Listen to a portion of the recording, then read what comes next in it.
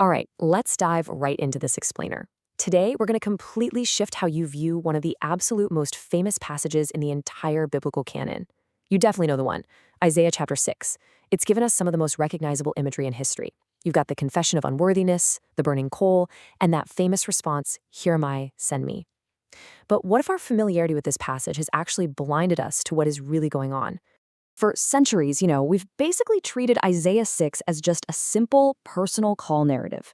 It's a beautiful story about a human being encountering divine holiness, feeling unworthy, getting cleansed, and stepping up to serve. It's totally shaped our liturgy and our hymns. But what if I told you that reading it just as a personal call narrative is barely scratching the surface?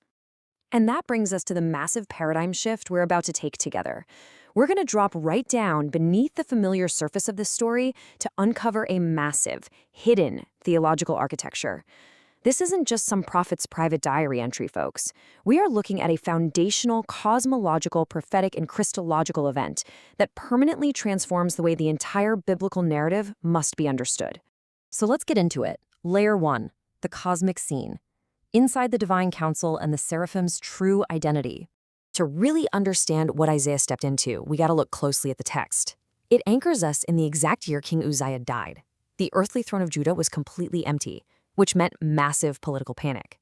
But Isaiah looks up and he sees that the cosmic throne, it's perfectly occupied. He didn't just have some private hallucination. He stepped directly into what the Hebrew calls the Sod. That's the active, permanent divine council. Literally the confidential heavenly throne room where the universe is governed and where the sovereign's actual decrees are deliberated and made. Now, what we're looking at next completely shatters our traditional Sunday school images. You can go ahead and forget the chubby little feather-winged Renaissance babies hovering around a throne. The actual text and historical context point somewhere wildly unexpected. Were the seraphim actually serpents? Okay, get this. The linguistic and historical evidence actually reveals that the seraphim are luminous, winged, serpentine divine beings. The root word seraph is literally used interchangeably with nakash, which is the Hebrew word for serpent, across multiple texts. Visually, think of the Egyptian uraeus, that winged cobra that was the standard throne guardian symbol back in the ancient Near East. What's absolutely mind-blowing here is that these seraphim belong to the exact same divine category as the primal rebel in Eden, the Nakash of Genesis 3. But in breathtaking contrast, these loyal beings in Isaiah 6 use their immense power and proximity to Yahweh not for rebellion, but for unceasing, humble worship, covering their faces and feet. And this is no isolated, weird historical footnote. Look at how this tracks the exact same serpentine category across the whole biblical narrative. It starts with the rebellious, shining serpent in Genesis 3. Then we see the bronze serpent lifted up for healing in Numbers 21, using those exact same Hebrew root words, by the way. Fast forward to the faithful, winged serpentine seraphim of Isaiah 6. And then finally, Jesus himself in John 3 saying, "As Moses lifted up the serpent, so must the Son of Man be lifted up." It's this fascinating category used as an instrument for both judgment and healing. Moving on to layer 2, the cosmic action. We're looking at the trisagion, kavod, and priestly purification. The absolutely crucial takeaway here is that this throne room isn't just an administrative court. It's the ultimate space for massive divine action. Pay close attention to how the seraphim cry out to one another. They use the word holy or kadosh exactly 3 times. In ancient Hebrew, repeating a word twice meant total distinction. But 3 times? No way. That is the only occurrence of a triple construction directed at God in the entire Hebrew Bible. It signals absolute, unparalleled distinction. So this famous trisagion, holy, holy, holy, it isn't just pretty liturgical background music. Keep in mind, these seraphim know exactly what divine beings are capable of. They know the history of Eden, so this is actually a territorial declaration by the highest, most knowledgeable divine beings out there. They're declaring that Yahweh's authority and absolute holiness totally, completely supersedes any other territorial powers or lesser gods. And when they shout the whole earth is full of his glory, they are talking about his kavod. Now, this isn't just a polite compliment about a pretty sunset. Kavod is the manifest, radiating, visible, and literally heavy, weighty reality of Yahweh. The seraphim are laying down a jurisdictional claim right here. This weighty, omnipresent reality permeates every single square inch of creation, totally overriding any lesser divine beings assigned to govern the nations. Meanwhile, Isaiah is standing in this overwhelming space, and he is terrified. He knows he's impure, and he fully expects to die on the spot. But watch how this actually unfolds, because it boldly inverts the normal pattern of ancient religion. Usually, right, you have to purify yourself before you can even think about entering sacred space. But here, Isaiah stays right inside the council room. A seraph acts as a mediating agent, bringing a burning coals straight from the heavenly altar.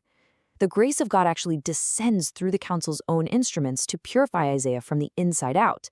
It touches his lips, purifying the exact instrument he's going to need for his prophetic commission. God makes the unworthy fit for the encounter, right there in the room. And then comes that famous question, whom shall I send and who will go for us? Well, far from being some private internal monologue within the Trinity, that plural us is actually a very well-known literary form. It's the royal sovereign opening up deliberation to his assembled heavenly entourage. He's speaking directly to the divine council, asking for a volunteer. And Isaiah, newly purified, basically raises his hand from the back of the room and says, "Hey, send me." All right, layer 3, the canonical impact. We'll explore the standard of prophetic authority and the covenant curse. As we get deeper into the iceberg here, we start to see how Isaiah's astonishing experience in this room actually becomes the foundational standard for the rest of the Bible. It perfectly ties into the rules of prophecy that get laid out later. A true prophet's authority is never self-generated, and it's definitely not institutionally conferred. According to Jeremiah 23, true prophets are only those who have literally stood in the sod, that divine counsel, to hear the word directly at its heavenly source. False prophets? They just speak visions out of their own minds. So Isaiah 6 is the definitive narrative demonstration of this standard. We can trust Isaiah because he was literally in the room where it happens. But man, the message Isaiah is given to preach is notoriously difficult. He's told to tell them, keep on hearing, but do not understand. It almost sounds like he's supposed to purposely blind the people, right? But the research clarifies this beautifully. This hardening commission is absolutely not arbitrary cruelty. It's actually the formal enactment of a divine council covenant curse. It's a judicial decree straight from the heavenly court, confirming the persistent rebellion of a nation that had already chosen to close its ears. And trust me, this is a pattern the New Testament is going to echo over and over again. Which brings us to layer 4, the ultimate disclosure, the pre-incarnate king and the eternal throne room. Now, you might want to brace yourselves for this one, because this final layer holds a Christological twist of such breathtaking weight that it retroactively transforms literally everything we've just talked about. Fast forward to the New Testament. The Gospel of John, chapter 12, is discussing how the people rejected Jesus, and it actually quotes this exact hardening commission from Isaiah 6. And then, John drops this massive theological bombshell. He writes, Isaiah said these things because he saw his glory and spoke about him. John is explicitly connecting this entire throne room vision directly back to Jesus. I really want to let that sink in for a second. The divine figure sitting on the throne, the king whose train filled the temple, the one those terrifying serpentine seraphim were worshiping, the one who purified Isaiah's lips with a coal, that was the pre-incarnate Son of God, the second person of the Trinity. You can totally see this ultimate connection when you put these two texts side by side. In Isaiah 6, the seraphim declared the kavod, the weighty glory of this king fills the whole earth.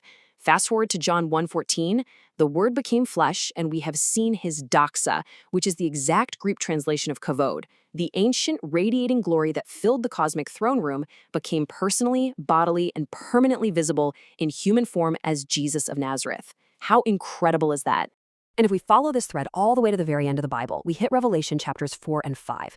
And the architectural precision here is just stunning. Every major element from Isaiah 6 is right here. The throne in heaven, the six-winged beings still singing that unceasing trisagion, holy, holy, holy, the council deliberation, and standing right in the center is the Lamb who was slain. This absolutely proves that Revelation isn't just loosely inspired by Isaiah. It is the exact same eternal divine council throne room, finally unveiled with the doors wide open in its permanent eschatological fullness. So look at what we've done here. We've gone from a simple story about a guy feeling unworthy to uncovering the actual governing board of the universe. Once you see the loyal serpentine guardians, the active divine council, the profound standard for true prophecy, and the glorious pre-incarnate Christ seated right there on that throne, you really can never unsee them. It completely changes how you read the text. So I'll leave you to ponder this as we wrap up this explainer.